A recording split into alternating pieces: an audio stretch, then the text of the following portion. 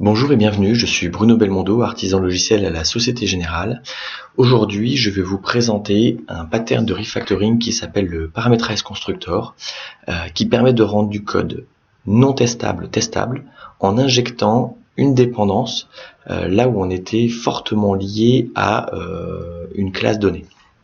Pour ce faire, je vais l'illustrer sur le kata Tire Pressure Monitoring System que on peut trouver dans le kata Racing Car d'Emily Bach. Ici, qu'est-ce qu'on a? On a une classe alarme. Cette classe alarme, elle a une propriété, elle a une méthode check qui nous permet de savoir si un senseur est inférieur à une certaine valeur ou s'il est supérieur à une certaine valeur, de lever une alarme. Voilà, c'est ici. Donc, on va commencer, comme d'habitude quand on fait du refactoring, par faire un test. Quel test je vais mettre? Je pourrais commencer par exemple par dire should alarm be on when sensor value below limit. Ok. Donc, j'ai une alarme. Jusque là, pas de problème. Je la construis. Je fais alarme.check et je m'assure assert is true. Donc je m'assure que l'alarme est on. Voilà. Alors bien évidemment là, j'ai pas le moyen de spécifier la valeur du sensor. Je peux pas le faire. Ici, le sensor, je peux pas, j'ai pas la main dessus. C'est privé. Je peux pas donner de valeur. Bref, on va voir ce que ça fait.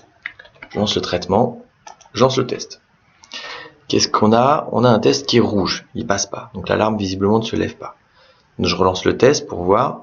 Hop, l'alarme ne passe toujours pas. Je relance une troisième fois. Hop, c'est vert. Alors pourquoi je fais ça? C'est parce que je connais un petit peu ce qui se cache derrière.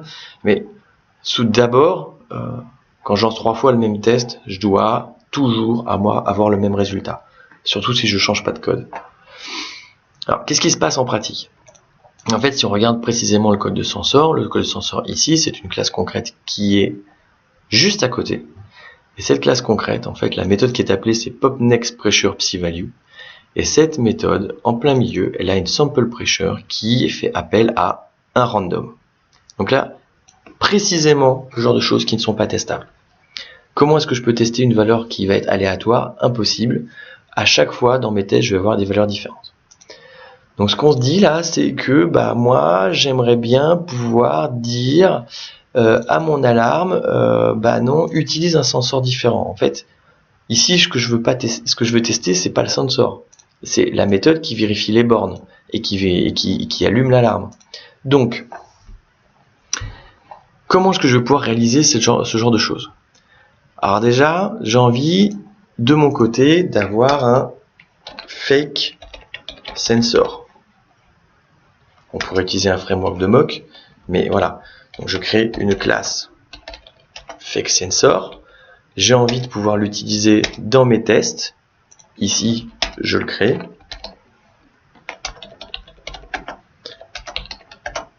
Et j'ai envie de pouvoir l'injecter à alarme.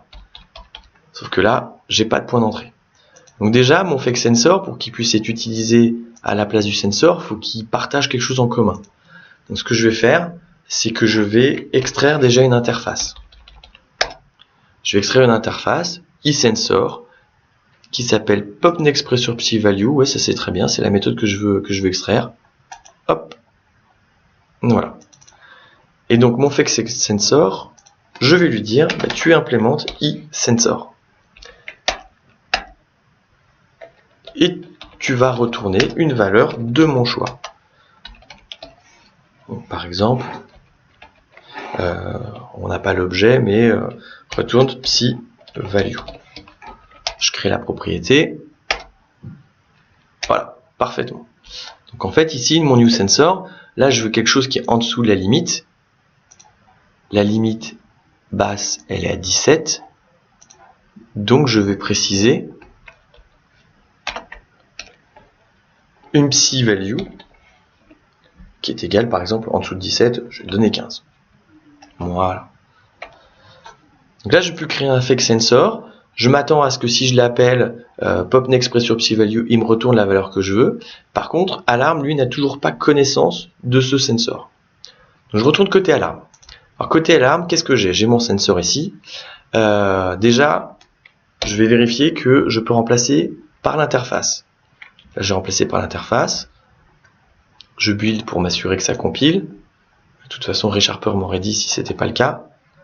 Tout passe parfaitement. Ok. Donc, en fait, ce qui se passe, c'est que là, on a un constructeur qui est masqué. Quand la propriété est initialisée ici, c'est comme si j'introduisais le constructeur par défaut, voilà, ici, et que je déplaçais l'initialisation à l'intérieur. C'est ce que je vais faire. Là, pour l'instant, je change absolument rien à la manière dont ça fonctionne. Donc, ce constructeur par défaut, il est très important parce que tout mon code aujourd'hui est naturellement branché sur ce constructeur par défaut. Alors bien évidemment, dans les tests, je peux m'autoriser à modifier 2-3 choses pour me brancher sur une nouvelle version si jamais je devais changer le constructeur.